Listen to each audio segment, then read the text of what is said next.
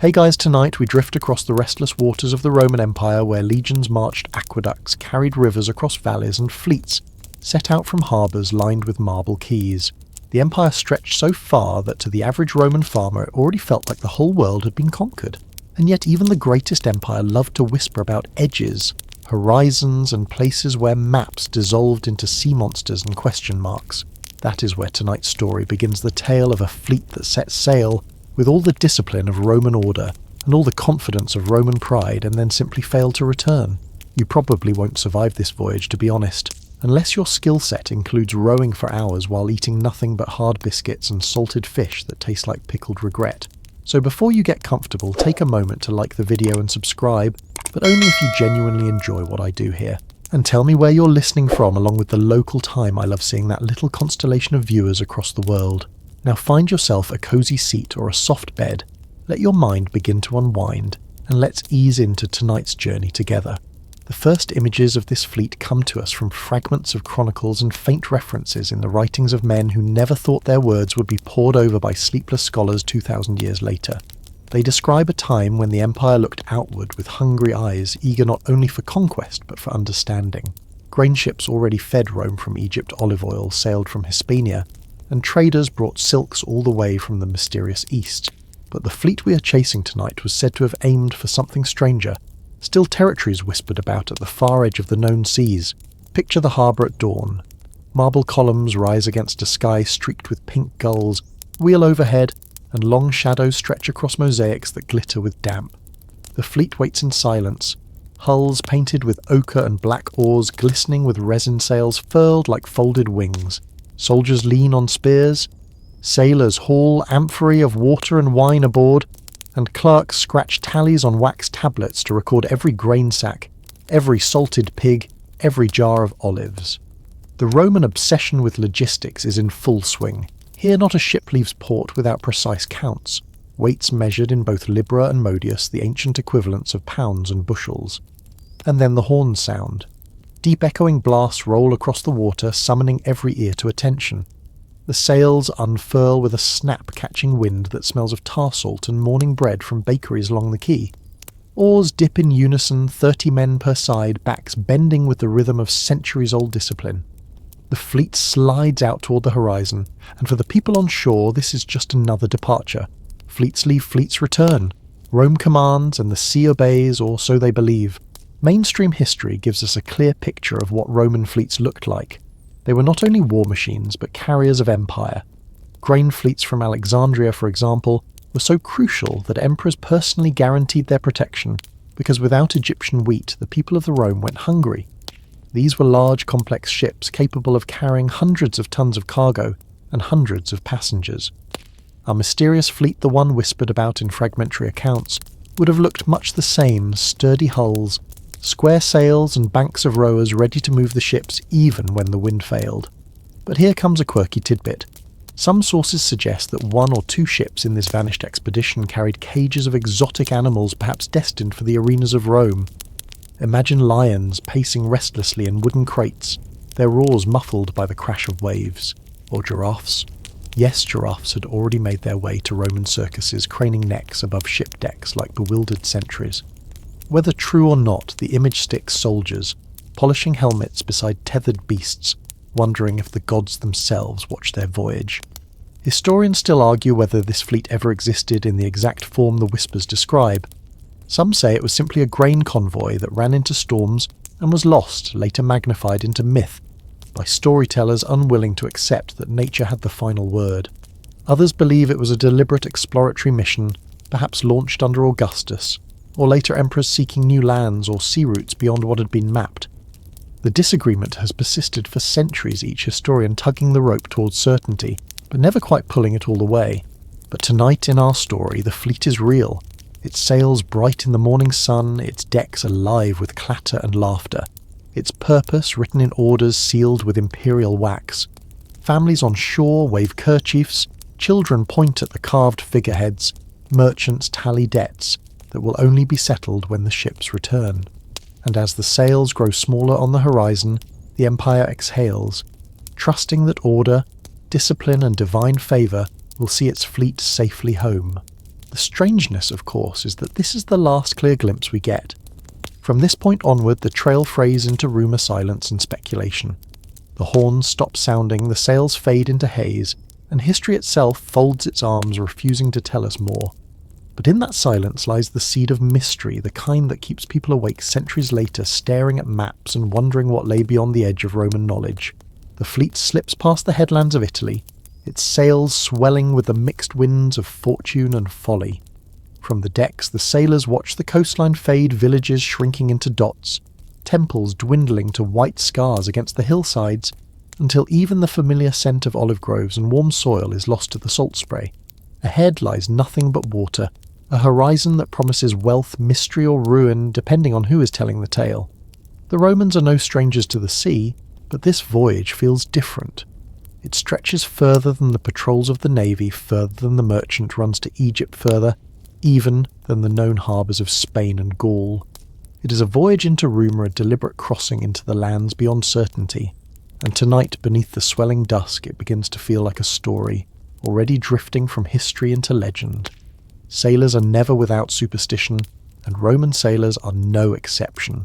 They murmur to Neptune, toss wine into the surf, and whisper that certain birds flying overhead are signs of luck or doom.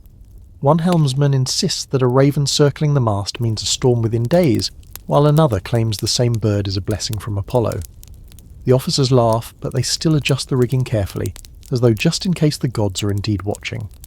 The sea demands this mixture of boldness and caution. One wrong gust, one cracked plank, one mistaken judgment, and a fleet could scatter like leaves in the wind. That is not idle fear, it is the constant calculation of men whose lives hang on ropes, oars and sails. Mainstream history reminds us here that the Romans were skilled at sea, though never as natural sailors as the Greeks or Phoenicians. By the 1st century BCE and into the empire, they had built massive fleets that patrolled the Mediterranean, keeping pirates in check, and ferrying grain from Egypt to Rome. Naval bases at places like Misenum and Ravenna bustled with activity training crews to fight in close-packed galleys. Yet when the horizon reached beyond the familiar Mare Nostrum Sea, as the Romans called it, confidence began to fray. Venturing into the Atlantic or into the northern waters around Britain and Germania meant trading the comfort of known harbours for coasts that stretched wild and barely mapped. Sailors might whisper of monsters, whirlpools, or seas that ended in cliffs at the edge of the world. These were exaggerations perhaps, but exaggerations fed by fear and uncertainty. Quirky detail, some sources claim that Roman sailors carried small charms made of dolphin bones, believing the dolphin's grace in water would protect their own ships from sinking. Others wore amulets shaped like anchors or tridents. Archaeologists have unearthed such trinkets in wrecks scattered along the Mediterranean floor, and while we cannot prove they sailed with this vanished fleet, it is not hard to imagine a sailor clutching one in his palm as the ship tilted into heavier seas. If nothing else, such objects remind us that the men on these vessels were not abstractions. They were humans who feared drowning seasickness and the endless horizon just as any of us would. The fleet charts westward, first hugging the Spanish coast. They pass settlements where locals wave from the shore, trading gestures and sometimes food tossed from boats in exchange for Roman coins. Merchants, always quick to seize opportunity, row out in small crafts to barter fish, wine or hides. The Romans, though wary, accept such exchanges with the air of men stockpiling before a longer journey. There are whispers that they will push beyond the Pillars of Hercules, that great strait we call Gibraltar today, into the wild Atlantic. The sailors murmur of Mauritania's shores of islands said to float like green jewels, of places where the sea boils with creatures no one has named. Some grin at these stories, others cross themselves in nervous habit. Historians still argue whether fleets like this truly pressed into the Atlantic, or whether later writers exaggerated their ambitions. Some evidence suggests Roman merchants did sail as far as the Canary Islands or Madeira, and coins have been found in places that hint at contact. Others caution that these finds may have been carried later scattered by trade or chance. The debate runs in circles, but the very fact that we can argue shows the Romans were restless. They were not content with their inland seas. They hungered for what lay past the edges. As the fleet turns past Gibraltar, the seas grow rougher. Swells rise higher and the oars creak under strain. Sails snap taut, then slacken suddenly as gusts whip down the strait. The sailors brace themselves, gritting teeth, adjusting lines, shouting across the roar. It is one thing to patrol the calm lanes between Sicily and Carthage.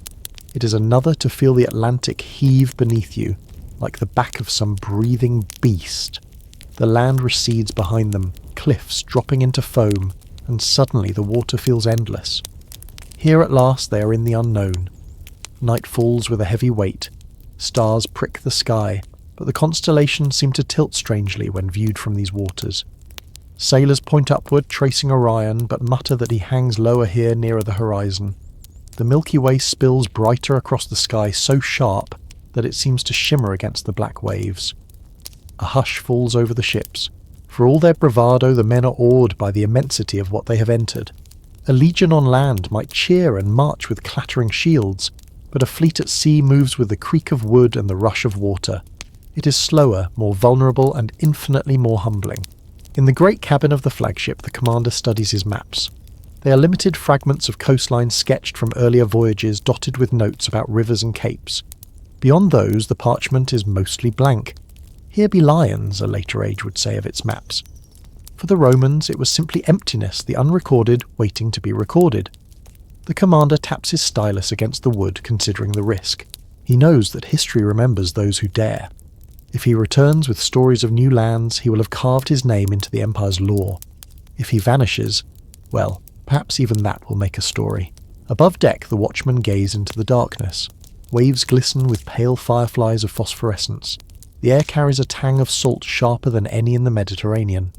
One sailor whispers that the sea itself feels different here, older somehow, as if the gods of this ocean are not the ones they knew at home. The others shush him, but the thought lingers. It is easy in such a place to imagine that every sound is an omen, every gust a message, every star a watching eye. So the fleet presses onward, west into waters that feel more legend than geography. The horizon stretches infinite, and each sunrise pushes them further from the world they knew. Whether they seek trade conquest or simple glory, they are now in the embrace of seas that will not easily release them. And somewhere in that embrace, if later stories are to be believed, they will vanish from record slipping, not just from sight, but from history itself. The fleet settles into the open sea, the coast of the Empire now only a faint memory behind them. They pass beyond the sight of harbours, aqueducts, and the tiled roofs of port towns, and enter that uneasy space where land is no longer visible, but the horizon is still bare. The Mediterranean they know is familiar, but once they cross the Pillars of Hercules, what we call the Strait of Gibraltar, the water changes character. Waves roll heavier, winds whip sharper, and the currents tug at the hulls in ways that make even seasoned sailors mutter prayers to Neptune. For the soldiers on board, most of whom have never sailed so far from shore, the sensation is half awe and half dread. One mainstream fact anchors us here. Roman fleets did indeed pass the Pillars of Hercules. We have records of expeditions along the Atlantic coasts of Spain, Gaul, and even Britain. Some fleets supplied garrisons in northern provinces, while others chased pirates into rougher waters. Geography itself was a challenge. Atlantic swells and tides were unlike the calmer, more predictable Mediterranean. To a Roman used to fishing villages on Italian shores, the shift felt like stepping into a different world. It was not only the sea that changed, but the very rhythm of life on board. Life aboard ship quickly settled into a routine, though routine was never quite comfortable. Soldiers crammed into narrow spaces below deck, stacked among barrels of grain and amphorae of olive oil. The ration smelled of salt and mildew, and after weeks at sea, many longed for the taste of fresh bread or figs. Officers dined slightly better with meat preserved in brine, and a trickle of wine, but even they felt their stomachs grow weary of sameness. Seasickness plagued the inexperienced, and men clutched buckets in embarrassment, praying their comrades would look away.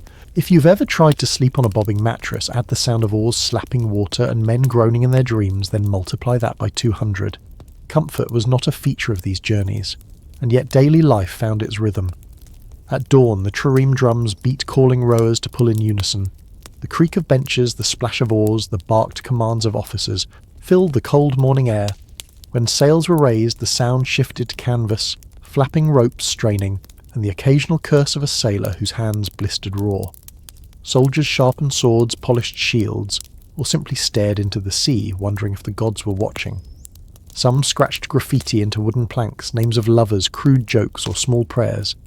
Archaeologists have actually found such graffiti on Roman ships and in ports reminders, that even trained legions were still young men with a need to leave their mark.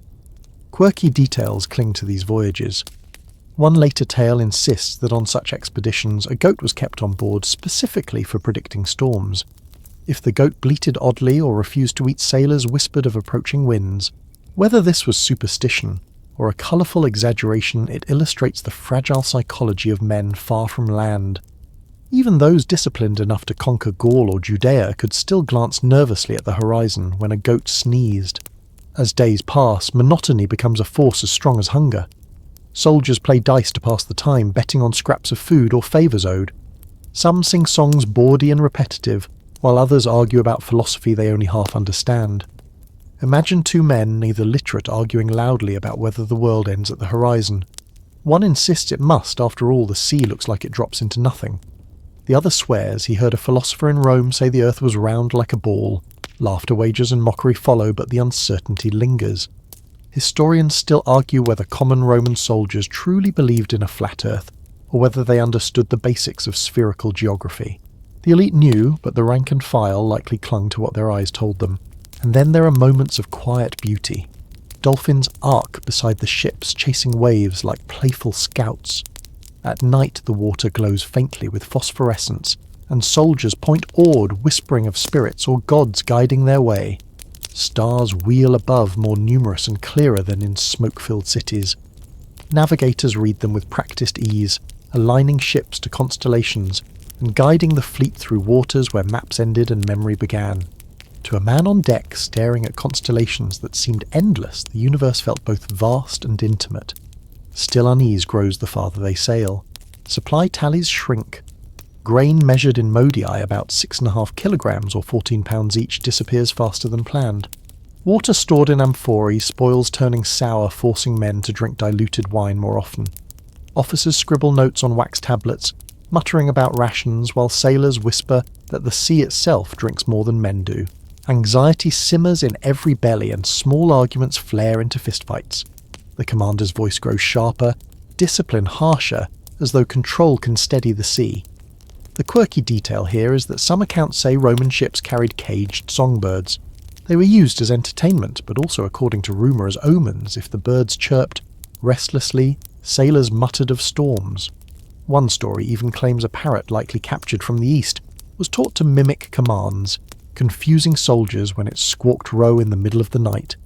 Whether this happened on this fleet or another, the detail sticks because it adds humanity to the otherwise grim image of men staring into endless waves.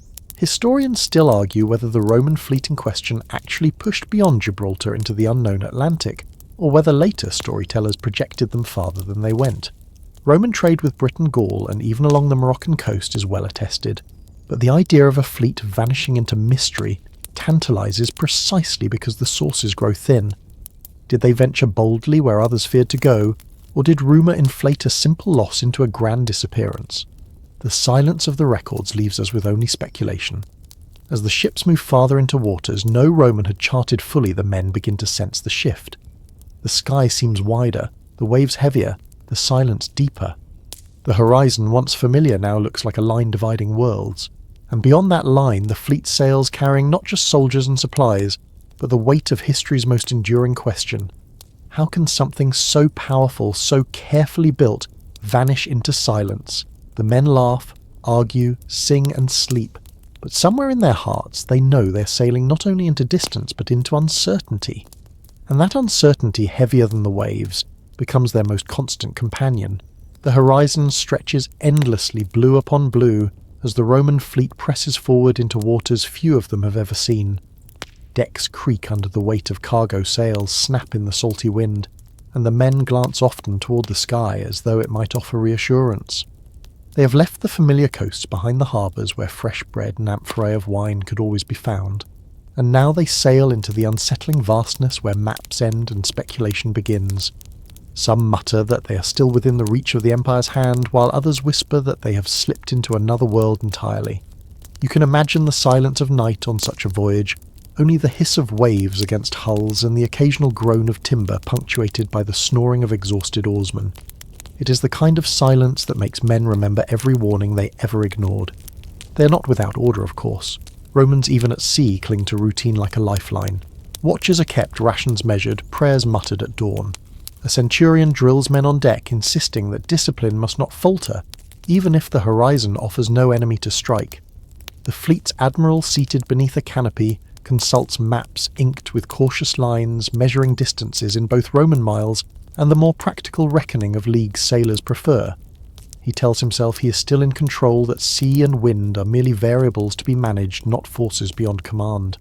But deep down, even he knows the sea listens to no emperor. The mainstream fact grounding this moment is the Roman obsession with expanding their reach. From the conquest of Britain to expeditions along the African coast, they pushed frontiers outward with a mixture of ambition and stubbornness. Ancient authors describe fleets sent to explore, to intimidate, or simply to remind distant peoples that Rome existed.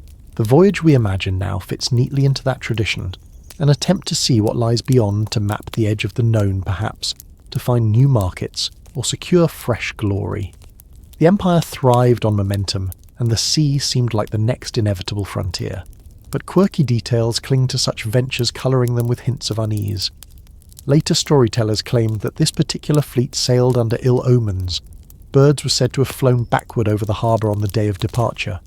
A horse sacrificed to Neptune reportedly refused to fall when struck staggering about the dock until soldiers nervously looked away.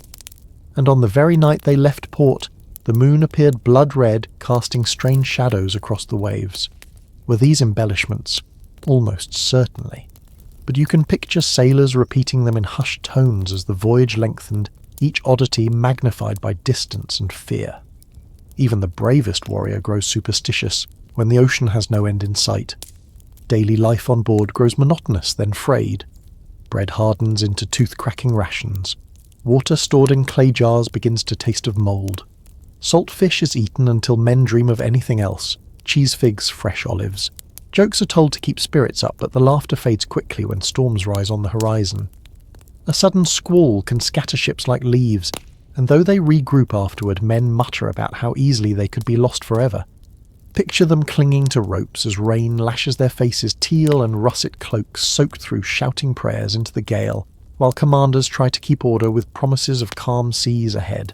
Historians still argue whether fleets like this one were officially sanctioned explorations or rogue adventures led by ambitious governors. Some sources suggest emperors encouraged them, eager to map lands beyond the empire. Others hint that commanders sometimes acted on their own, hoping to return with discoveries that would elevate their status. If this particular fleet was lost, did Rome deliberately bury the story to avoid embarrassment? Or was it simply forgotten, its disappearance, noted only in passing before attention shifted to other frontiers? The debate is unresolved, and perhaps that is why the story lingers so stubbornly in imagination. There is something profoundly human about men staring into the unknown. The Romans who built roads across mountains and aqueducts across valleys must have believed the sea could be mastered in the same way. Yet here, out on the edge, even they feel small. At night, sailors lie awake beneath stars unfamiliar to their northern eyes. The constellations they know slip lower on the horizon, replaced by new patterns that no schooled or astronomer has charted for them. Some point upward, marvelling at strange shapes. Others turn away uneasy that heaven itself seems to shift as they leave home behind. Quirks of behaviour emerge in these nights. One soldier begins carving tally marks into the side of the ship to count days. Another sharpens his sword obsessively, though there is no battle to fight. A pair of oarsmen argue over whether the sea has a smell. One insists it smells of iron, the other of rotting fruit. Small disputes flare into shoves, then subside as quickly, because no one wants real violence aboard a vessel already rocking with tension. In such closeness, every personality becomes magnified, every fault sharpened. The voyage tests not only timbers and sails, but the patience of men who have nowhere else to go. The admiral remains steady, or at least appears so. He orders reports, written logs, kept distances recorded in both paces and nautical estimates. Perhaps he believes that even if the fleet is lost, someone will find the records and know they were here. Perhaps he simply clings to the habit of bureaucracy, that uniquely Roman belief that ink can tether reality. You can almost see the wax tablets filled with neat Latin script stacked in a chest below deck, destined never to reach the capital. And always the sea presses in, endless indifferent whispering through waves that grow larger with each passing day. The fleet holds together, sails bright against the sky, but already the first seeds of unease have sprouted. Men speak less, pray more, and dream of land that does not appear. For Rome, this was supposed to be another triumph. For the sailors, it is becoming something else, a slow drift toward a horizon that refuses to end a journey where silence weighs heavier than steel. The ships push farther into unfamiliar waters, their sails snapping in winds that no Roman has yet charted. At first, the fleet moves in confident rhythm oars, beating like a drumline beneath the steady stretch of canvas. The men laugh at gulls circling overhead, a familiar sign of the land, but soon the birds fall away and the sky turns emptier. Days blur into one another as the horizon stretches without end. Salt stiffens tunics, the sun burns skin, and water rationing begins earlier than expected. A Roman fleet is designed for war, not for endless blue, and the men already feel the dissonance of venturing where orders outpace knowledge. The joke whispered on one trireme is simple. You probably won't survive this unless you enjoy drinking brine and talking to fish for company. Mainstream history gives weight to their unease. Romans were not strangers to exploration, but the Mediterranean was their comfort zone. Beyond Gibraltar lay the Atlantic, which to Roman eyes was an ocean of mystery. Ancient geographers called it the Mare Tenebrosum, the Sea of Darkness, believing it endless and dangerous. Roman fleets did occasionally sail there, trading with northern Europe, probing Britain's coasts, but rarely in such scale. The known gave way to the unknown quickly once those pillars were passed, and the men on these ships could not shake the sense that they had trespassed onto waters where the gods themselves refused to look. As the days pass, quirks of the ocean intrude. One chronicler later claimed the fleet was harassed by fish, larger than ships, their backs rising like islands before sinking again. Modern scholars argue whether this was whales breaching or pure invention, but the image of legionaries staring wide-eyed at leviathans is hard to resist. Imagine men hardened by war suddenly crossing themselves or muttering charms against sea monsters, the same soldiers who once mocked omens at home now whispering to Jupiter for protection. Even the most rational among them begin to admit the ocean is stranger than any battlefield. Food shortages creep in sooner than expected. Grain sacks grow light amphorae of oil slosh emptily and the salted pork begins to stink. The sailors invent games to distract themselves from hunger, betting on how many waves will crest before the next cloud shades the sun. Others chew on leather straps softened in seawater, joking grimly that it tastes better than the bark beer from home. In one tale, a centurion allegedly roasted seabirds over a bronze shield, claiming the meat carried the flavour of both air and iron. Whether true or not, the detail illustrates how desperate improvisation became routine on these endless voyages. The fleet keeps discipline, but cracks begin to show. Men argue over water rations. Some mutter that the admiral has lost his bearings, while others cling fiercely to the notion that Rome cannot be lost anywhere, even at sea. The officers enforce drills, rowing practice inspections, even mock combat with wooden swords to keep muscles and morale from sagging. Yet every night when darkness falls and the stars crowd the sky, the murmurs return. Why are we here? What lies ahead? And how far can loyalty stretch before it snaps? Historians still argue whether Roman navigation could truly sustain such a journey. Some believe they had the tool's knowledge of tides charts borrowed from Phoenicians, the instinct of seasoned sailors. Others insist they lacked the experience for deep ocean travel, and that such an expedition was doomed from the outset. The debate is sharpened by fragments of maps suggesting Romans knew more of the Atlantic than they admitted, yet the absence of conclusive records leaves the question open. Did the admiral possess a secret chart, or was he simply improvising with the stars? The silence of history offers no clear answer. Then comes the storm. It begins as a grey wall on the horizon, easily dismissed at first. But within hours the fleet is swallowed in wind and rain sails thrashing like torn banners. Thunder shudders across the sky, and lightning turns the sea white for brief instants. Ships pitch wildly, oars snapping like twigs. Men cling to benches, praying, shouting, vomiting, some laughing hysterically, as if defiance itself could keep them afloat. The admiral's flagship, its dragon-carved prow, plunging into waves, tries to signal with flaming torches, but the fire gutters in the gale. One by one the torches vanish, and the fleet scatters into chaos. In the aftermath, survivors count fewer ships than before. Some vessels limp along masts, broken sails, shredded men bailing constantly with wooden buckets. Others are simply gone, swallowed into the deep with no farewell. The ocean closes over them, erasing evidence faster than any battlefield could. In the eerie quiet that follows, the men look around and realise the fleet has been cut in half. And yet the admiral presses on, convinced that turning back would be worse than vanishing forward. Rome does not retreat, he insists, though his voice cracks when he says it. Quirky tales attach themselves to this storm. One later account claims that a ship carrying musicians played horns and flutes throughout the tempest as if to drown out the roar of the sea. Another insists that men swore they saw lights dancing on the mast St. Elmo's fire, perhaps though they would not have known the name. To them it looked like the gods placing burning fingers on their ships, either blessing or condemning them. The details blur between science and legend, but the impression is clear this storm was no ordinary squall but a turning point. In the long days after the survivors drift onward, shaken but alive. Yet something fundamental has shifted. Where once there was confidence, now there is dread. They have crossed into waters no Roman chart names their fleet diminished, their food dwindling.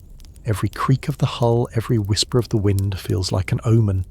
And though they do not say it aloud, each man wonders the same question. If the gods truly rule the sea, then perhaps the gods have already decided they should never return. The fleet sails on, pushing deeper into waters no Roman had dared to map with certainty. Days blur into weeks, the horizon stretching endlessly, a grey-blue band between sea and sky.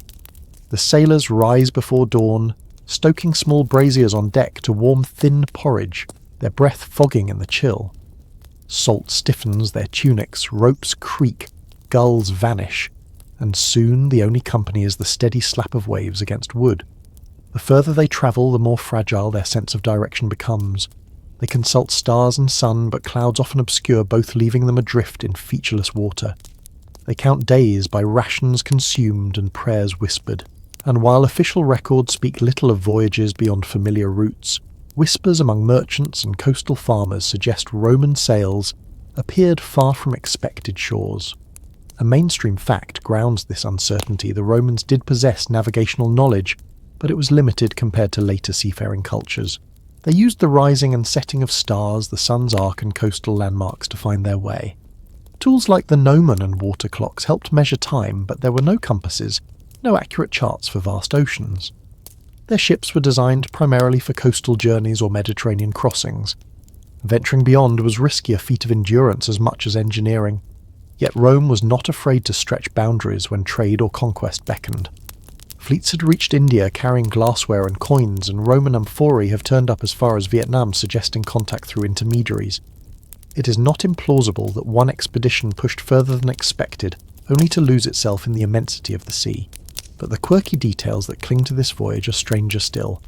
One account, fragmentary and possibly apocryphal, insists that sailors reported islands that move.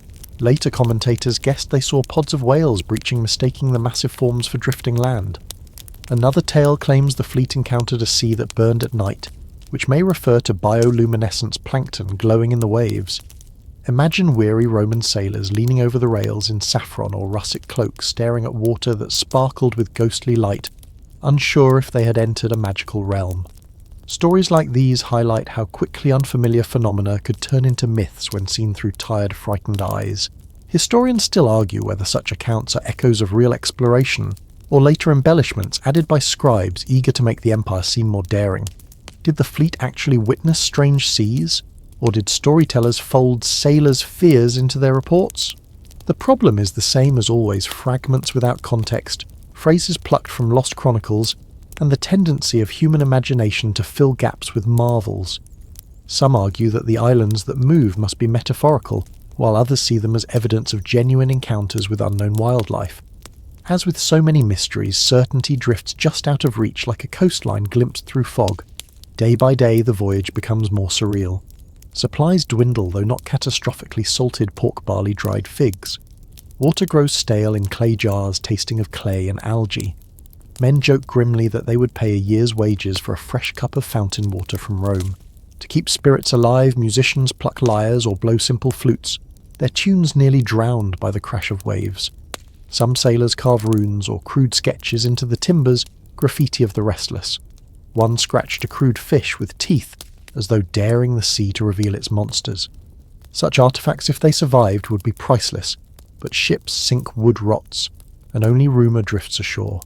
Tension creeps into the fleet as weeks pass without landfall. Officers try to maintain discipline, but whispers ripple through the decks. Some mutter that the gods are angry that Neptune demands sacrifices. A goat is slaughtered on one ship, its blood poured into the sea, the carcass tossed overboard. Others cling to more pragmatic hope, scanning the skies for birds or the waves for drifting wood, when neither appears dread gnaws at them. To a sailor of the ancient world, nothing was more terrifying than the idea of endless water, with no promise of land. They were raised on myths of Oceanus, the world river that encircled everything known. To cross it was to risk falling off the map into chaos. One quirky anecdote tucked in a Byzantine commentary centuries later insists that survivors from a lost Roman voyage washed ashore in an unknown land and describe people with faces painted red and black who lived by rivers wider than seas. Scholars debate whether this was a garbled rumour of contact with distant tribes or merely allegory layered on top of the legend. The lack of corroborating evidence makes it impossible to verify, and yet even fragments like this keep alive the idea that the fleet reached lands beyond the Roman imagination, places that sagas and oral traditions elsewhere might remember differently. Historians still argue whether this vanished fleet was real or a fable crafted from overlapping tales of trade shipwrecks and distant encounters. Some point to stray Roman coins found in unlikely places as proof that voyages went further. Others caution that coins travel easily carried by trade networks long after the original sailors were gone. The truth, like the fleet itself, floats somewhere beyond the horizon. Night falls and the fleet presses on. Oil lamps sway in the rigging, their flames trembling in the sea wind. The men wrap cloaks tightly around themselves, listening to the groans of timbers as though the ships themselves complain of exhaustion. Somewhere in the blackness, a sailor insists he hears drums. Another swears he sees lights moving on the horizon. Are they stars, distant islands, or simply fatigue twisting senses? No one can be sure. All they know is that they are further from home than any Roman should be, further than maps can promise, and further than stories can explain. By now the silence of the sagas seems to creep in. These moments, so vivid to the men, dissolve into fragments in later retellings. A phrase here, an echo there, but no clear record. What the sailors saw, heard, and felt becomes blurred by centuries of forgetting. What remains is the unsettling fact that a fleet set out and no one is entirely sure where it went or why no one sang its return. The weeks stretch into months, and the Roman fleet sails farther than any legionary poet or marble-inscribing scribe ever imagined. The coastline that once framed their sense of orientation fades into memory, replaced by horizons that roll endlessly. The sailors' minds begin to turn to myth, because when maps end, imagination rushes to fill the gap. They row past cliffs where seabirds circle in such great numbers that the sky seems patched white. They pass rivers so wide they take hours to cross their currents, tugging at the hulls with a force stronger than any oar. And then comes something stranger still. The edge of the world is not a wall but a feeling, a creeping suspicion that they have sailed into a place where Rome has no name, no authority, and no return ticket. You probably would not survive this journey unless you enjoyed stale grain biscuits, salt pork that crunches more than it chews, and the kind of boredom that makes a dripping water jug sound like music. Mainstream history supports their sense of unease. Roman sailors did stretch their limits. Accounts in writers like Strabo and Pliny the Elder describe voyages past the Pillars of Hercules into the Atlantic, and merchants reached as far as India and possibly China. Roman amphorae have been found in the Canary Islands, suggesting that expeditions probed far beyond what was thought secure. Yet those expeditions were carefully planned, hugging coastlines and trading at familiar ports. The fleet we imagine here plunges farther into uncertainty, rowing into regions where Roman compasses well. The absence of compasses makes every direction a guess. The Romans navigated with stars and coastal landmarks, and without landmarks they relied on memory, instinct, and prayers. It is like hiking in the woods without a trail and pretending you know where north is just because you feel lucky. Quirky details drift into these accounts like floating debris. Some later traditions far removed from Roman times claim that crews spoke of islands where giant dogs roamed, or where sheep grew attached to plants and had to be cut free before being eaten. Yes, that is the famous vegetable lamb myth, a creature part, sheep part plant believed in medieval imagination to graze while still rooted to the earth. Did Roman sailors actually believe such stories? Possibly not, but sailors across cultures always carried tales that blurred fact and fancy. If you are stuck at sea long enough, even a porpoise starts to look like a god in disguise. Historians still argue whether any Roman fleet truly ventured into the open Atlantic, or whether the finds of amphorae and coins are evidence of trade carried by other hands. Some suggest Roman ships might have been blown off course, and accidentally reach distant islands, while others insist that the logistics of food, water and navigation made deep ocean ventures impossible. The debate feels endless, like the sea itself, a horizon of possibilities that refuses to narrow. The daily life aboard such a fleet would be both monotonous and bizarre. Soldiers trained for land battles found themselves scouring planks for rock-patching sails and scrubbing amphorae so salt would not crust over supplies. The food was uninspiring hardtack biscuits that could break a tooth, pickled vegetables and dried figs. Amphorae of wine, each weighing about 30 kilograms, about 66 pounds, were rationed, carefully diluted with seawater to make them last. Thralls and slaves bailed out bilges while officers paced decks with an air of authority that no one entirely believed anymore. After all, what good is rank when you are lost? A centurion shouting about discipline does not look quite so commanding when he too is eyeing the horizon in fear. Evenings brought strange beauty. Imagine the fleet under a canopy of stars so sharp they seemed carved into the heavens. Roman sailors named constellations, but as the sky shifted with their latitude, familiar patterns grew unfamiliar. The North Star dipped lower, and new stars rose, taunting them with riddles they had no key to solve.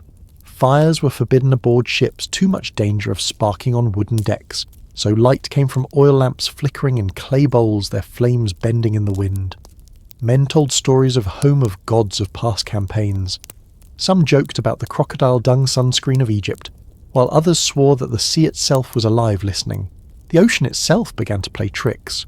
Long swells lifted and dropped ships in rhythms that lulled men to sleep, and then startled them awake with groaning timbers.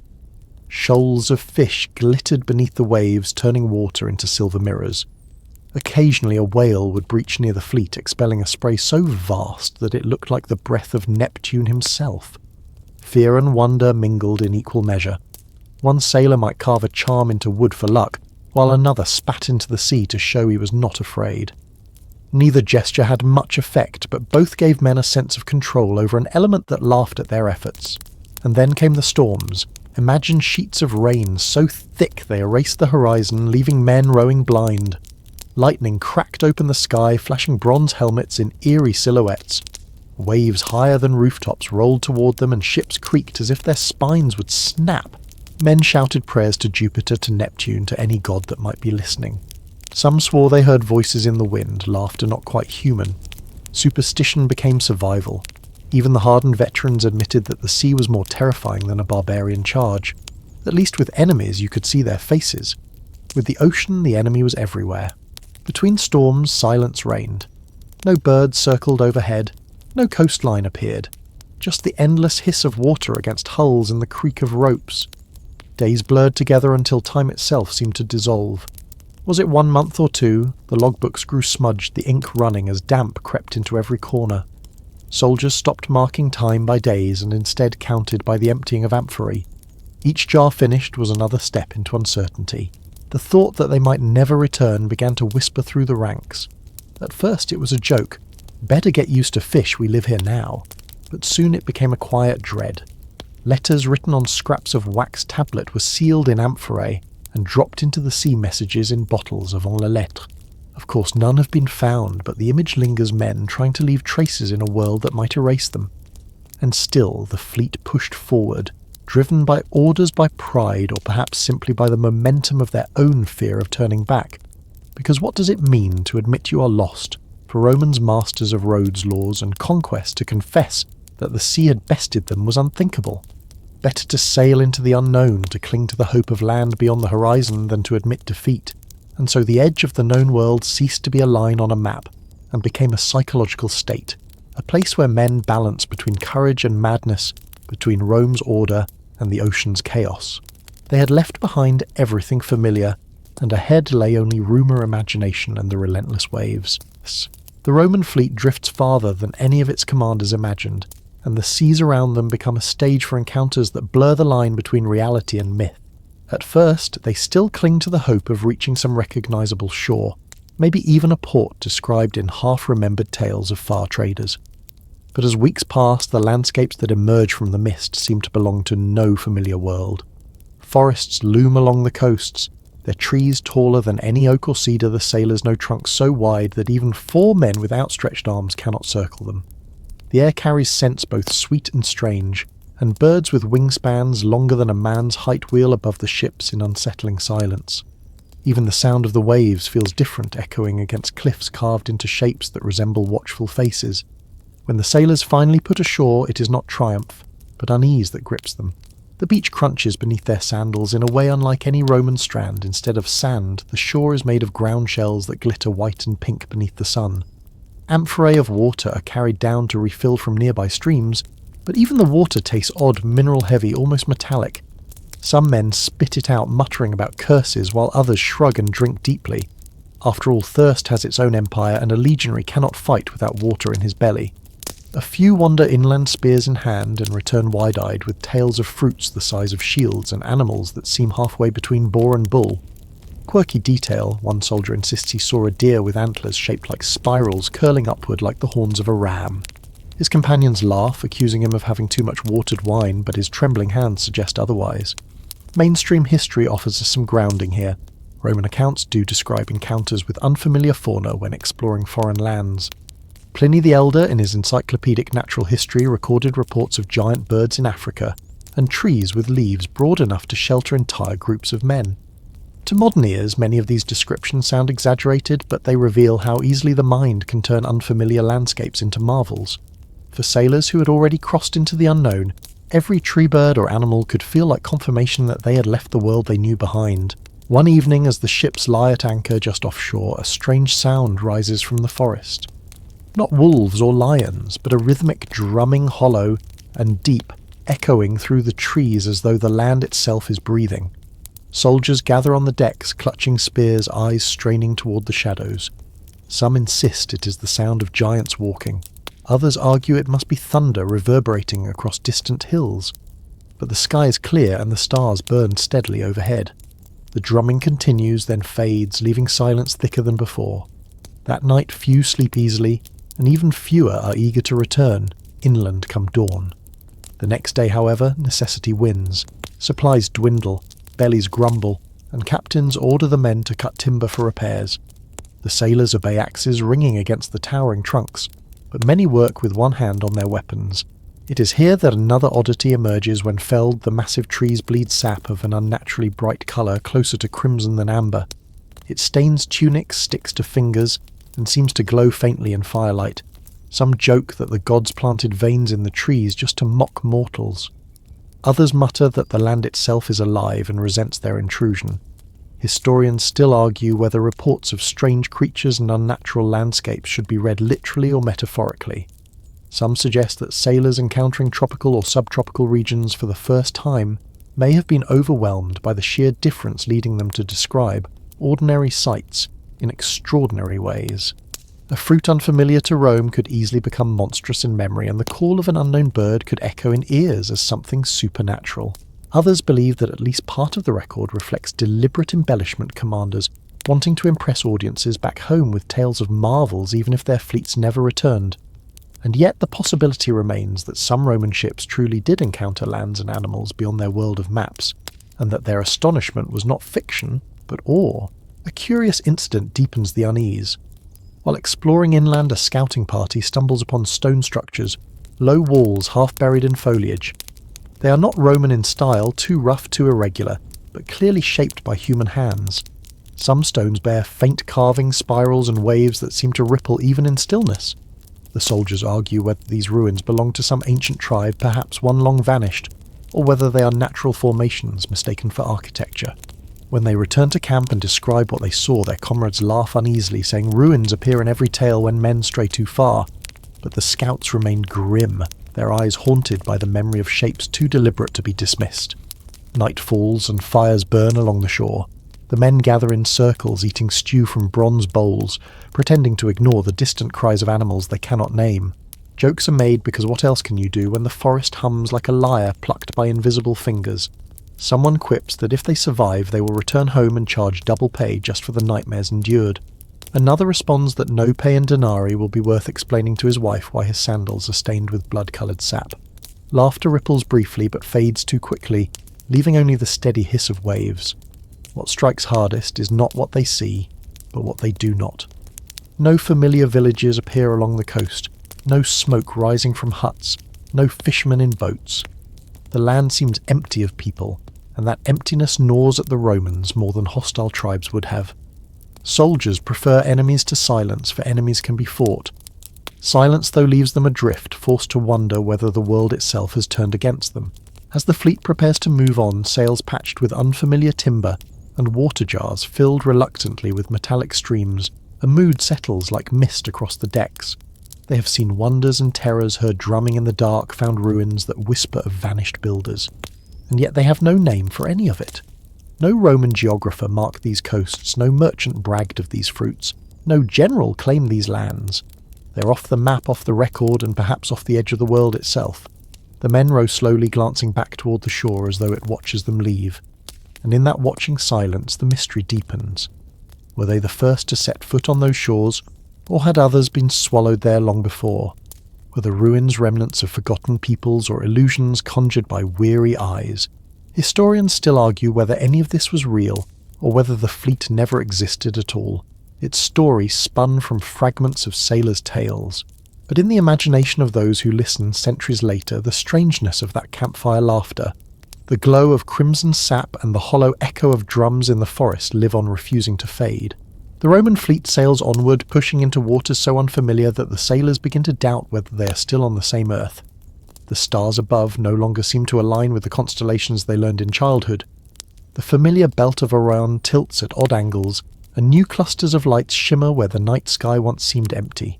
Navigators mutter over wax tablets, scratching hurried notes about star positions, but their calculations grow increasingly uncertain. One officer insists they must be circling toward India. Another swears they are drifting south toward Africa's unknown coasts, while a third quietly suggests they have sailed into regions no Roman has ever charted. No one laughs at him, because deep down many suspect he is right. The sea itself begins to behave strangely. Waves roll not from one direction, but from many, as though currents beneath are wrestling with each other. Amphorae of wine stored for the officers roll across the decks, each weighing about 30 kilograms or 66 pounds, and smashing if not caught in time. The sailors curse not only for the loss of drink, but for the bad omen of spilled wine. To Romans, wine was both sustenance and symbol, a marker of civilization. To see it wasted at sea feels like a blow, as though the gods themselves are mocking them. Mainstream historical fact tells us that Roman sailors were not strangers to far-flung voyages. Merchants travelled as far as India, trading Roman glassware for spices and gems. Ships from Egypt sailed down the Red Sea and into the Indian Ocean, guided by monsoon winds. Roman geographers such as Strabo and Ptolemy even described lands beyond Arabia with surprising accuracy. Yet these were rare journeys, fragile connections along vast routes, and always dependent on favourable winds and ports of call. What made this vanished fleet so different, so precarious, was their aimless drift into the truly unknown. Unlike merchants, they had no established harbours to receive them, no guides to interpret the coastlines. One quirky report preserved centuries later in a medieval manuscript insists that the fleet encountered a stretch of sea where the water bubbled as if boiling. The sailors panicked, thinking they had reached the very gates of the underworld, where oceans spilled into fire. Modern speculation wonders if they stumbled across volcanic activity, perhaps a region of geothermal vents or undersea eruptions. But to Romans who feared the myths of Charybdis and Scylla, such boiling seas would have seemed nothing short of divine wrath. A few men swore they saw shapes rising in the steam-horned monsters, or serpents, though exhaustion and terror are poor witnesses. Historians still argue whether this detail points to a real encounter with volcanic regions, or whether it is one of many exaggerations that seeped into the tale. After all, sailors across cultures have often described the sea as haunted, and strange phenomena like phosphorescent plankton or unusual waves can appear supernatural to weary eyes.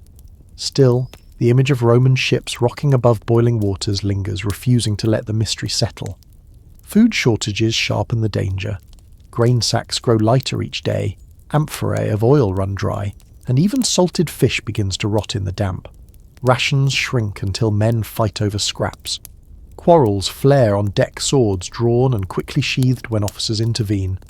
To stave off mutiny, commanders order hunting parties ashore whenever a coastline appears, sending men into forests to chase whatever game they can find. But the further they sail, the stranger the lands become and the fewer the returns. Some hunters stumble back with unfamiliar fruits, large, spiky, dripping juice that burns the tongue. Others bring back roots that make stomachs ache. The line between nourishment and poison blurs in these uncharted territories. One particularly unsettling moment occurs when the fleet anchors in a quiet bay surrounded by cliffs painted with streaks of red and orange minerals.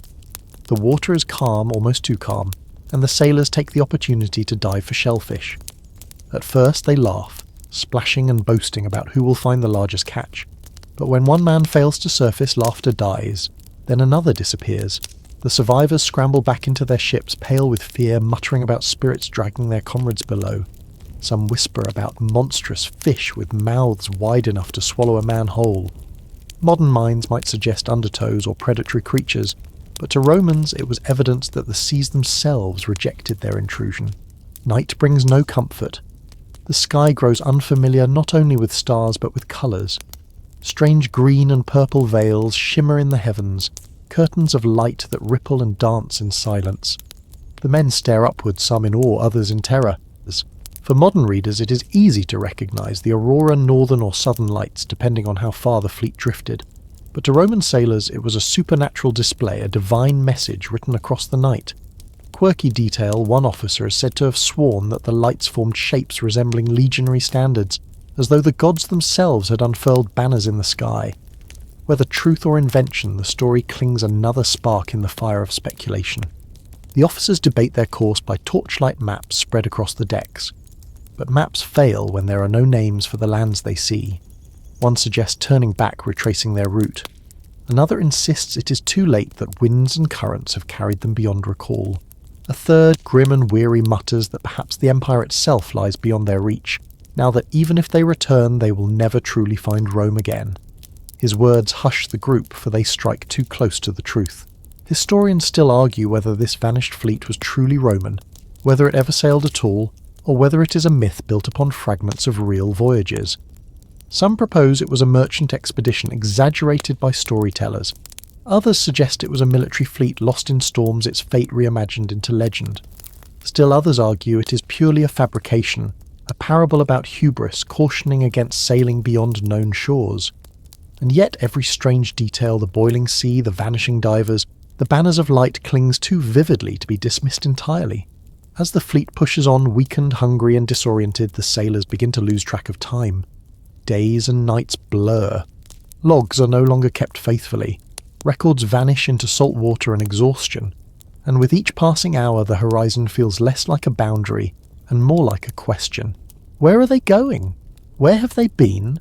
And will anyone ever know what happened when they crossed beyond the edge of Rome's world? The final stretch of the fleet's journey, if it can be called that, is shrouded more in silence than in words.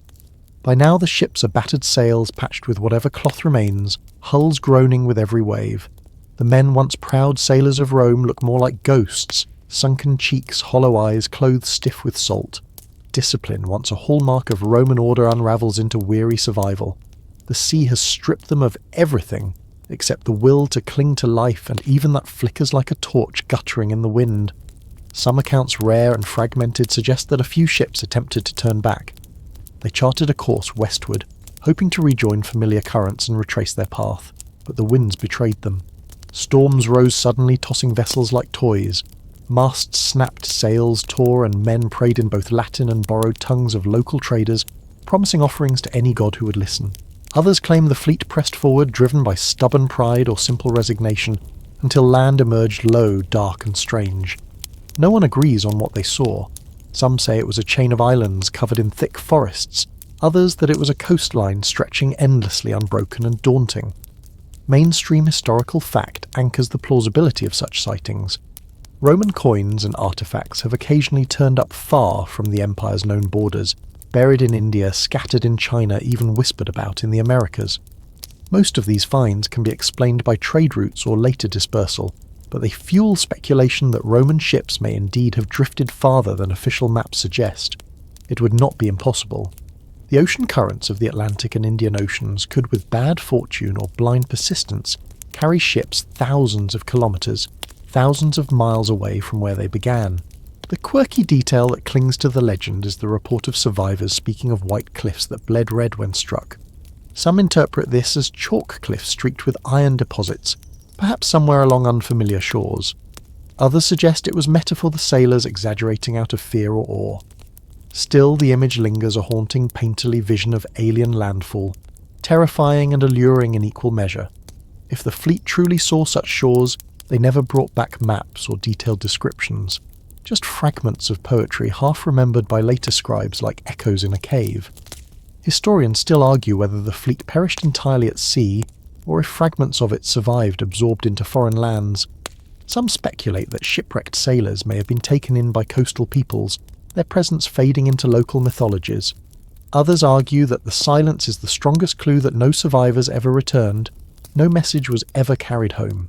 In that case, the fleet's final story is simply one of disappearance swallowed by waves and time. As centuries rolled on, the mystery transformed. Medieval chroniclers turned the tale into parable warning that pride leads men to sail beyond the bounds set by the gods. Early explorers of the Age of Discovery whispered about Roman ships seen in distant lands, embellishing their own voyages with ancient precedent. Modern scholars pore over maps, currents and artifacts, chasing the ghost with as much obsession as any sailor scanning the horizon. And still the question resists closure. Picture the last seen ships drifting under a bruised sky, clouds heavy with rain. The men are quiet, too tired for argument, too weak for prayer. The sea heaves beneath them, indifferent to their struggle. One officer, his armour long since rusted, looks out at the horizon and wonders if Rome itself has forgotten them already. The answer, of course, is yes. Empires record victories, not vanishings. By the time word of their absence reached the capital, if it ever did, the empire's attention had turned elsewhere. Wars, taxes, politics, the endless churn of history. A fleet lost at sea was one more gap in the ledger, one more silence to be paved over by triumphs. And so they vanish. Whether into storms, into foreign lands, or into legend, we cannot say. What survives is not their return, but their absence, a gap in memory that beckons like a lighthouse turned inside out. We do not know where they went. We do not know where they ended. All we know is that they were here, and then they were not. That is the power of the story. Its silence is louder than any victory could have been. The night grows quiet now, and so does the tale. You've followed a Roman fleet across the known world and beyond into seas that boil, skies that shimmer with strange lights and horizons that yield only silence. It is strange, isn't it, how what we cannot know becomes more compelling than what we do. The Romans, who believed themselves eternal, could not hold back the tide of mystery. Their ships, their sailors, their ambitions, all were swallowed by time, leaving only a whisper in the chronicles. Let your mind drift with them for a moment. Picture the waves rolling endlessly soft and rhythmic. No longer storms, but a gentle rocking. Imagine the sound of rigging creaking quietly in the breeze, fading into nothing. The sailors are gone, the fleet is gone, and yet the sea remains vast and untroubled. That is the way of history. People vanish, empires vanish, but the world keeps moving calm as water under moonlight. As you rest, think not of their fear, but of the quiet that followed. Grass grows where camps once stood, stars shine over waters that once carried ships, and silence heals what memory cannot. The fleet is gone, but it does not need to trouble you.